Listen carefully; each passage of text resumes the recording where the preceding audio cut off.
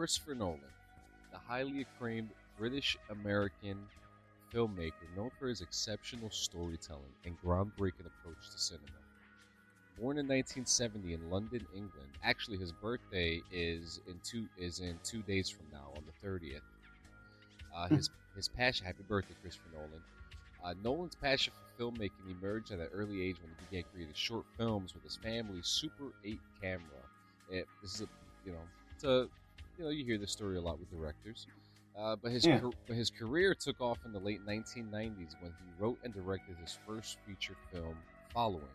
On a shoestring budget, however, it was his mind-bending thriller, Memento, that brought him widespread recognition and critical acclaim. The film's non-linear narrative and innovative storytelling captivated audiences and marked the beginning of Nolan's signature style. He further solidified his reputation as a master storyteller with monumental films like the Dark Knight trilogy, comprising of Batman Begins, The Dark Knight, and The Dark Knight Rises, and these films not only revitalized the superhero genre, but also elevated to new artistic heights. And some people will find that debatable, because just around that same time, Iron Man came out.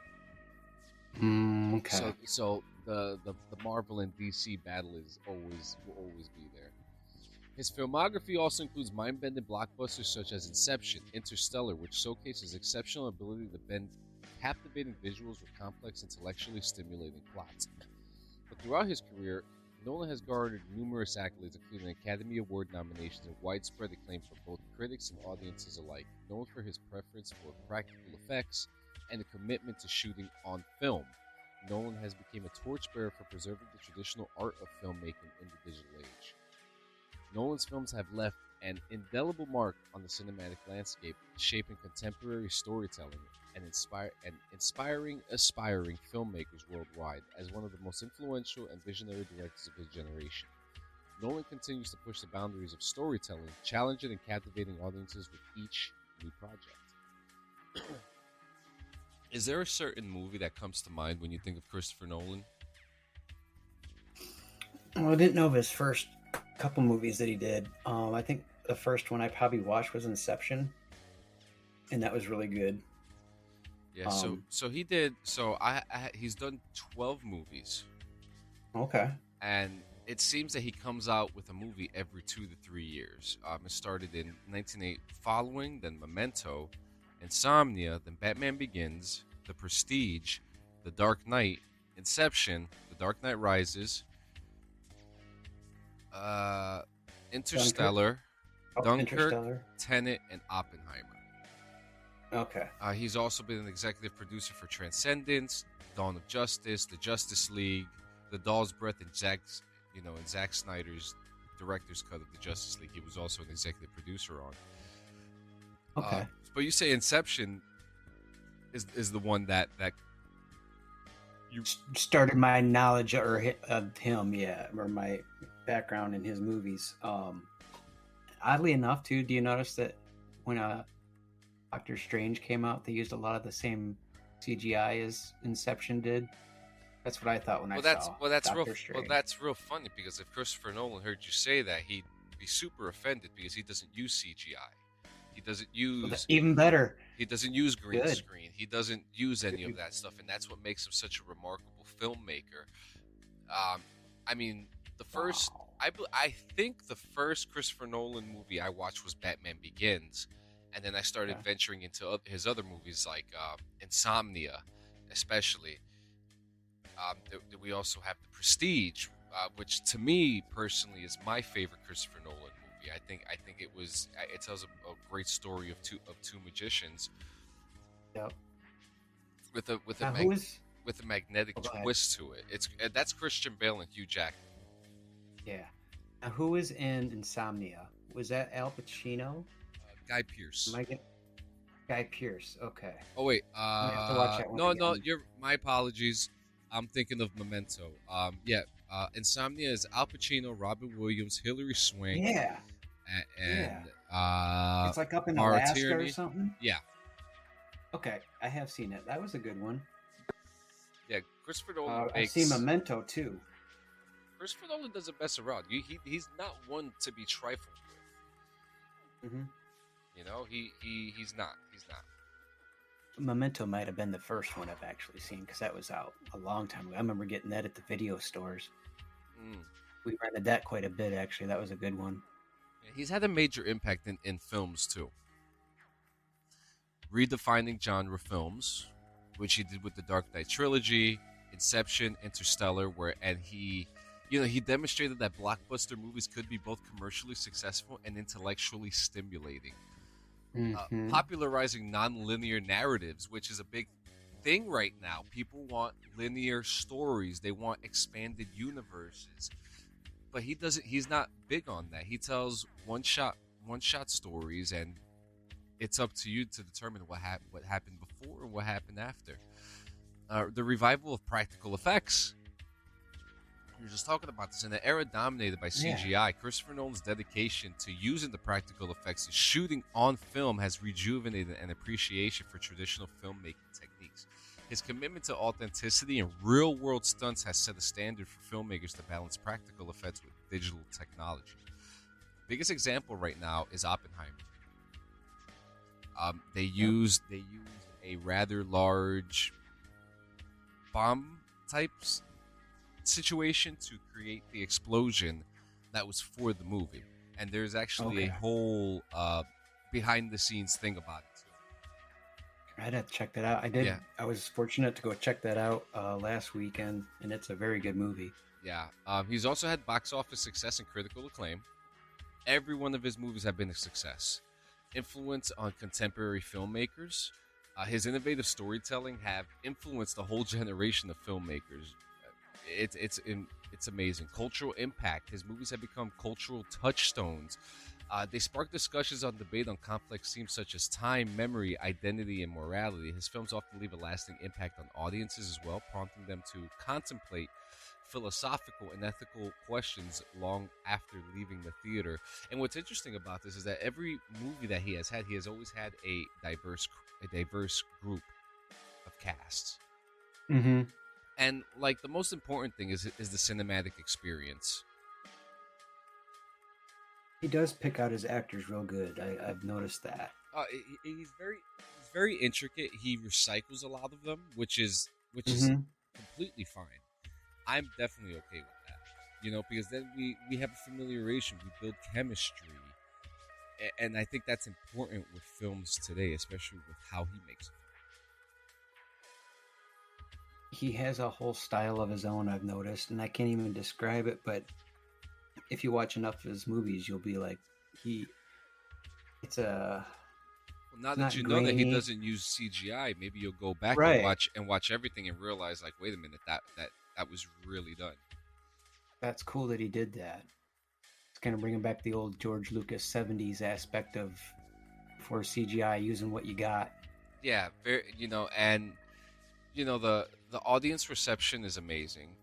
There's an appreciation for intellectual simulation again, visual spectacle, emotional impact, storytelling, love for genre revival, mixed opinions on endings, debate on sound mixings, which is, another thing. They've been criticized for sound mixing, with dialogue at times being too difficult to hear amidst the intense action and sound effects. But this issue has sparked debates among audiences about the balance between immersive soundscapes and clear dialogue. That's with any movie, though. There's scenes in any movie where I'm like, what did he say? And you have to go back to it, kind of a thing. So I think they're nitpicking on that kind of stuff. Life is not all loud and... Yeah.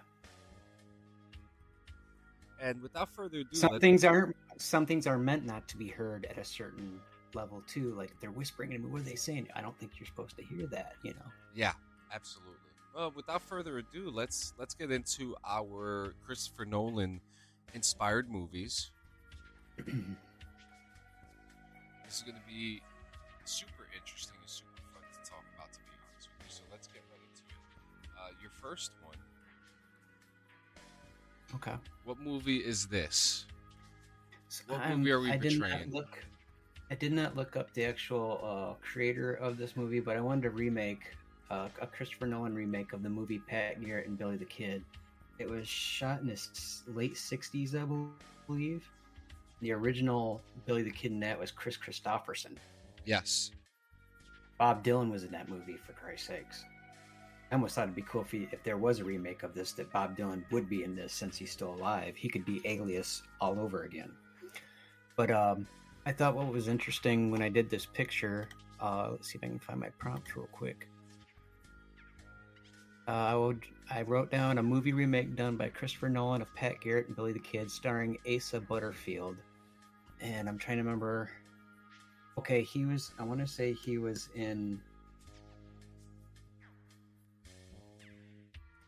Malcolm in the Middle, but I might be mixing up my kids, but I thought he'd be a really good Billy. The guy that's in the Guardians of the Galaxy movies.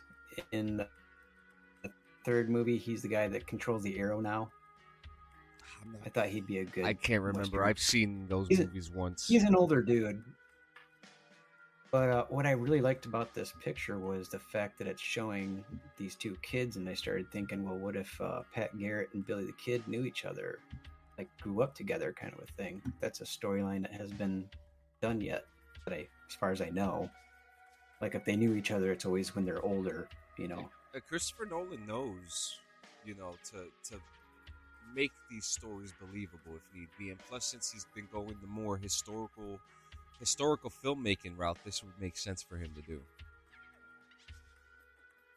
Yeah. When I thought of this, I almost thought you were going to do a 310 to Yuma. I almost did it, but I was like, nah, John might do that one. It's too soon. It's too soon. I actually didn't go Westerns. Like, for example, this next one, and it's funny, too, because we're talking about, like, historical dramas, right? I would love to see. Now, the step for me that started off with wanting Christopher Nolan, you know, he's always doing these mind-bending things. I started off with him wanting to do a Call of Duty Black Ops adaptation, which, if you're familiar with the story, and I came up with 4 different scenarios, but after coming into this one, the Battle of Khe Sanh, I figured I think it would be really cool for Christopher Nolan to do a Vietnam era movie. It's been a while since we've had a very raw, emotional take on the Vietnam War, and the Battle of Khe Sanh wouldn't be any different. What I put here in my prompt was I wanted a dramatic scene set during the Vietnam War where you are part of a special forces team, a SOG jungle warfare team fighting in the dense jungles of Khe Sanh. I wanted to show a unit getting ready for an intense firefight. You know, we're in the deep jungle. There's fog everywhere. I mean, you even get like Predator vibes here. Yeah, I would love to see a Christopher Nolan Vietnam movie. Yeah. I think you know, especially again when he's touching more to these historical drama movies, I think it would be real cool to tell a story in this era. Oh yeah. I mean, and with his success with Oppenheimer and how he did Dunkirk, excuse me, it just makes sense for him to do a Vietnam movie. I'm actually would love to see what he do, and it's almost like he's going down through time too. If you noticed, Dunkirk was. Was that World War One? I believe that was World War One. Yeah, I think so. Sounds right. Let me fact check that one. No, it's actually the Second World War, and you know now he's doing. Oh, it is too. Now he's doing another historical drama. Okay. World War II. So let's see if we can kind of push it up and go to Vietnam after this, right? You'd have to have like a great cast like Sam Worthington, Christian Bale. Robert De Niro. Fassbender. What's his guy's name? Michael Fassbender. He'd be good in it. Yes, he'd be I awesome. love Michael Fassbender. Absolutely love him. Talk to me about this one. So I thought it's because of Oppenheimer gotten this idea, because it's about the kind of same time period, but I thought it would have been cool if Christopher Nolan did a movie on the events of 1947 in Roswell, New Mexico. Even though really no one knows what's going on, I still think you could paint a pretty good picture of just the known information the public's been given. I think this is cool that you did this, Redder, because with the UFO hearing that happened this week as well, I don't know if you were following that. You know, this guy. You know, people start talking about Roswell again. You know, and start talking about non-human biologicals. With and it's actually kind of funny. You know, people wanted the government to tell the truth about the aliens. We get the truth about the aliens, and they think they're still lying. Yep. But I think this would be a really nice story to touch, and another idea the story for of Christopher almost like Nolan. an Oppenheimer. Yep. Yeah, a couple years after.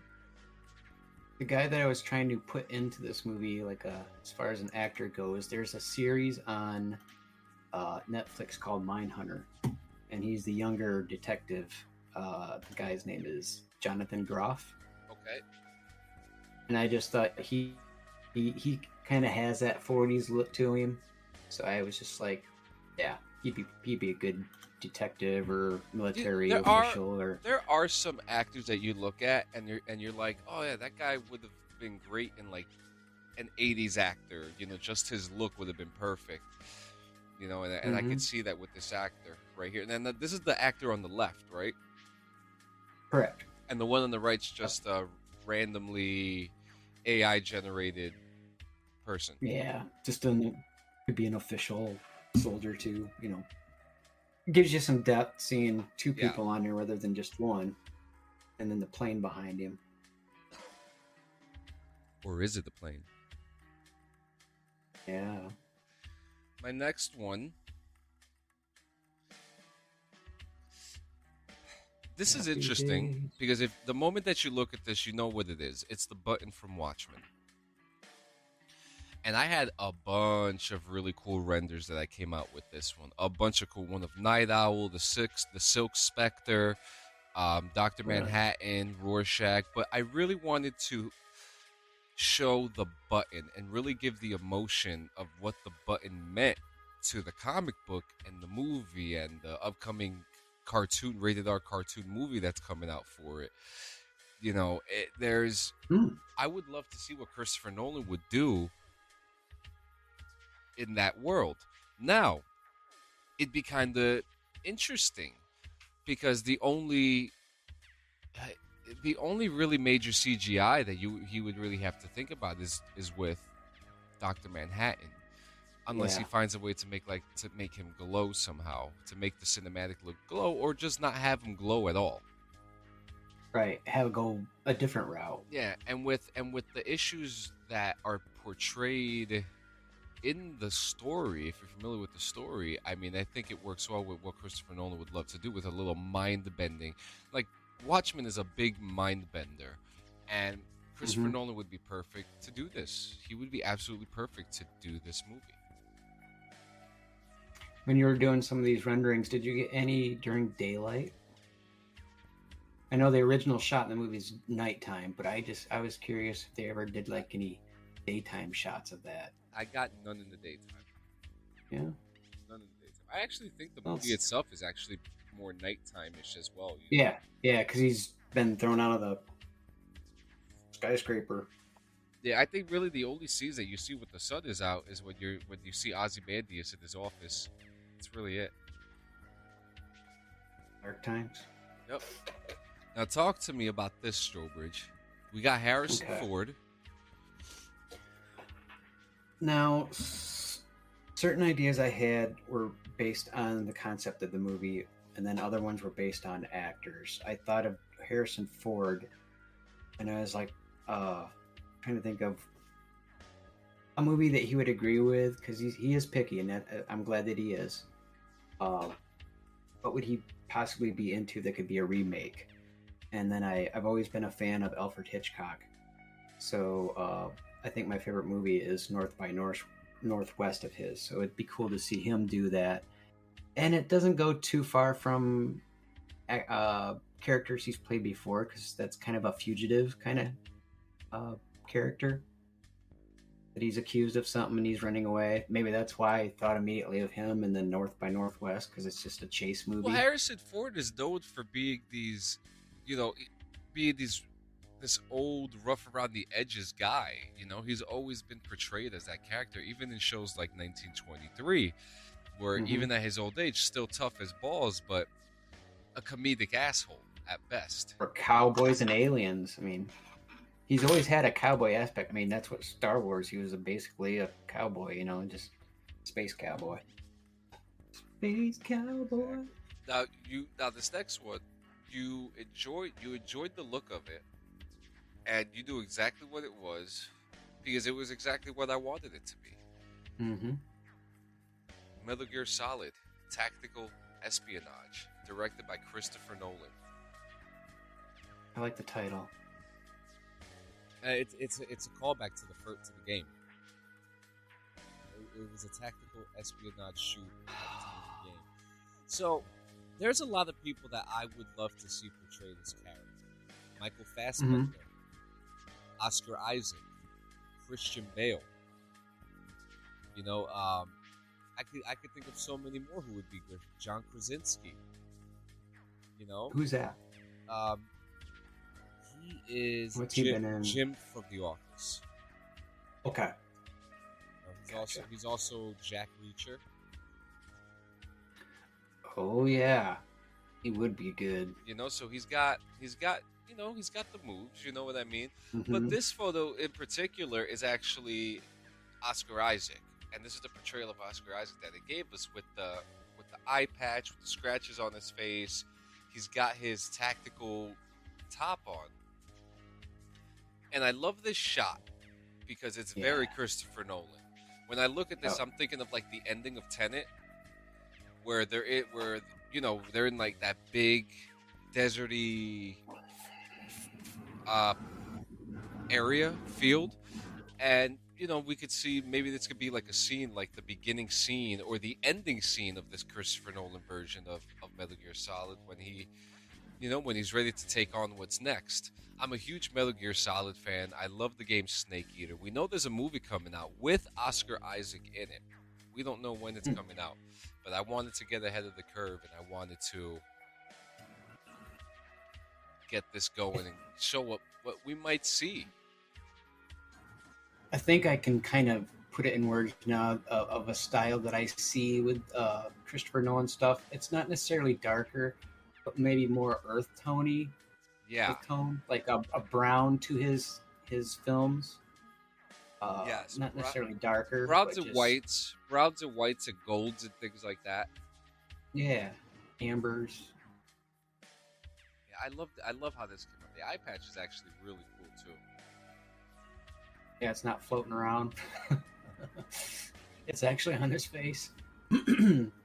Now, you got me super excited for this one because you created The Fifth Element. And The Fifth Element came out in 1995. One of the best movies to come out of its time. Okay, Terminator T2 came out in 1992 and had one of the best graphics. But Bruce Willis came out with The Fifth Element, which was directed by Francis Lawrence, and which had Mila Jovovich's debut, and starred also. I'm not even looking at the IMDb. I know this movie like the back of my hand. That was Chris Tucker. Oh God, yeah. Chris Tucker as Ruby Rod. Gary Oldman was in that film too. He was the villain in that film. Right. A lot of people, they don't even recognize him.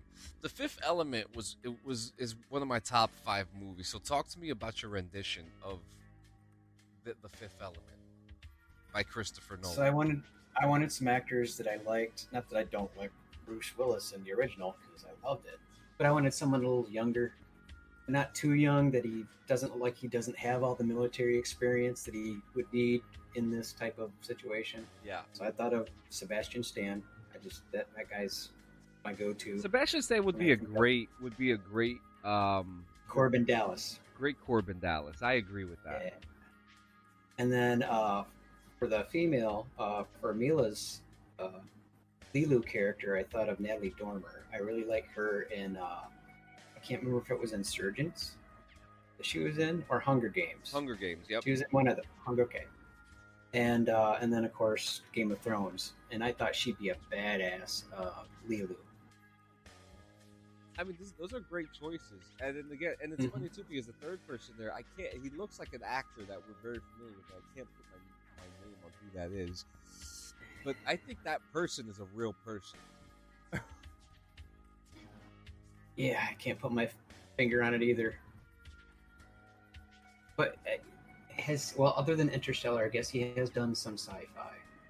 But I thought that would be an interesting one for him to be in, because that's not necessarily a bright movie either. And I almost want to see it. I almost want to see a little bit of a darker, more peril, like almost like we didn't find all the stones, so now we're stuck. So we have to find that other stone. Like they keep saying, like it's the end. Well, it's not the end if we can find them. But we're just, Now, how would you fix the issue with the flying cars? Because Christopher Nolan's not known for doing major graphics. So if there's flying cars, how would you portray it as a filmmaker? I don't think I would do a lot of filming in the city in New York. This would be more like in the desert or on another planet, other planets. I think that's what would happen. I would get away from the flying car tech part of it, and maybe some other stuff. Yeah.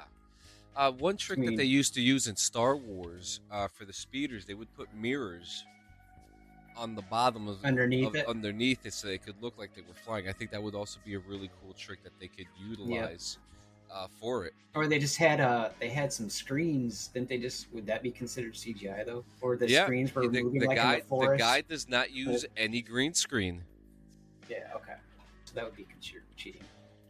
They got the tracks that go on the actual cameras nowadays, where they can just go along like an actual train track. So they could do that still.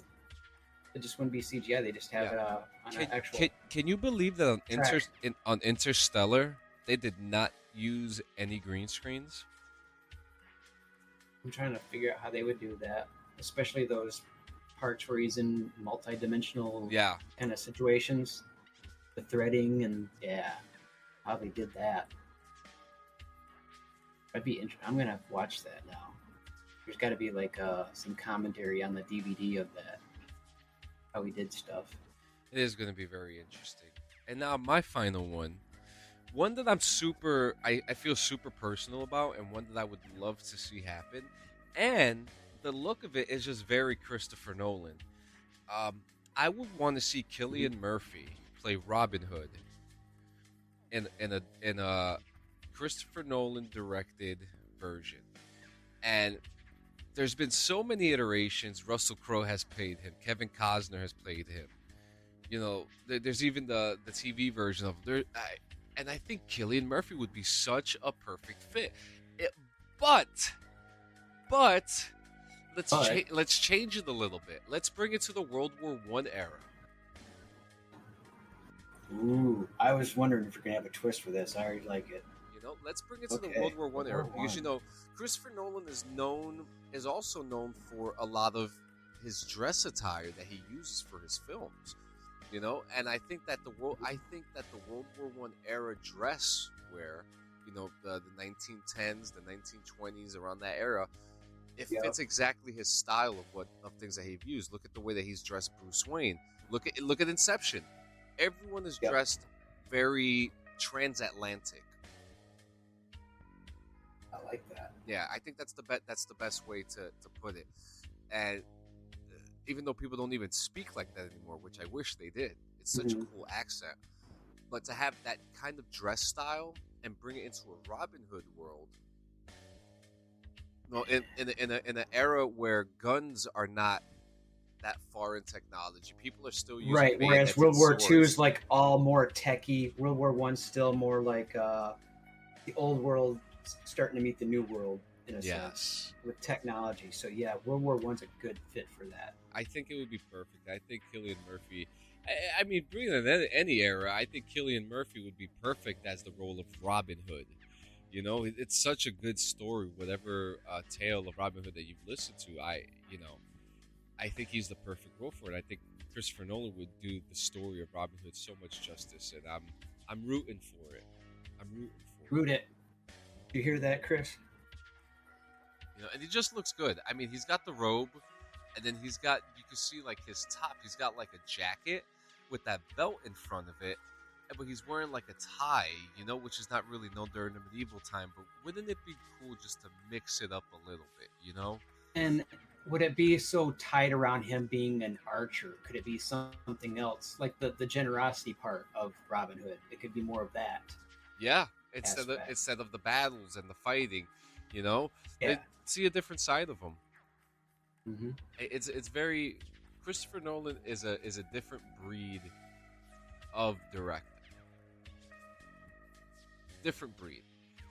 And talking. Does he have a new project coming out that you know of? No, he hasn't said anything. We'll probably be hearing about it in about a year. Yeah. You take some time. Just came out. He'll take a vacation. He'll go somewhere, and then he'll get some inspiration and be like, "Well, I think this would be a good setting for whatever story that he's telling." I feel like the choice of movies that we made. I think the craziest ones I did Watchmen, and you did Fifth Element. 2 movies that would be a challenge for him to make, but would be good stories for him to take on.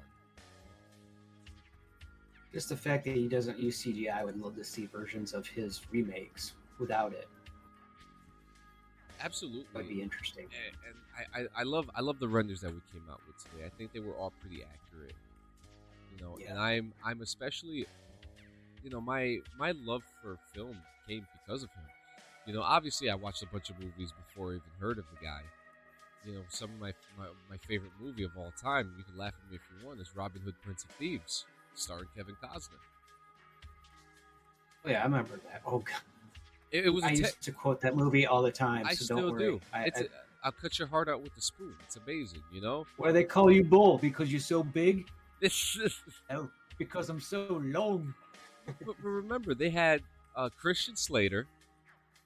Oh, that's right. Kevin Costner.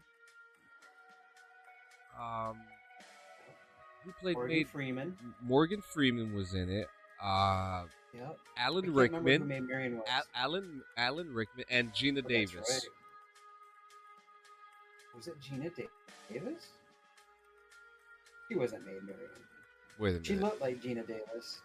The actress or actor, I should say. Oh, my bad. It's Mary Elizabeth Mastrantonio. Yeah, I can't remember her in too many other movies. My bad. A couple during that time frame. I'm trying to.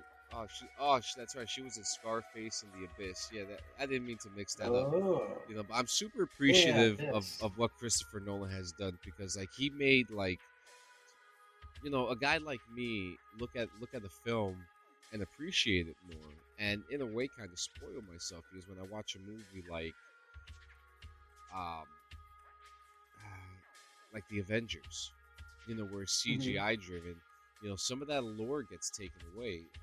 Twisted Metal just came out yesterday, and I'm even a lot of that lore is taken away, because it's so CGI ridden, and not that it ruins it for me, because it doesn't.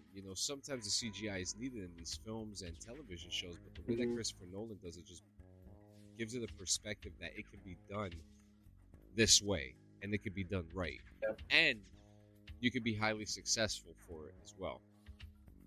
Been proven before. Yeah. So not just with his work, with others. Absolutely. So, guys, thank you for coming to this episode. Happy birthday, Christopher Nolan. His birthday is the 30th.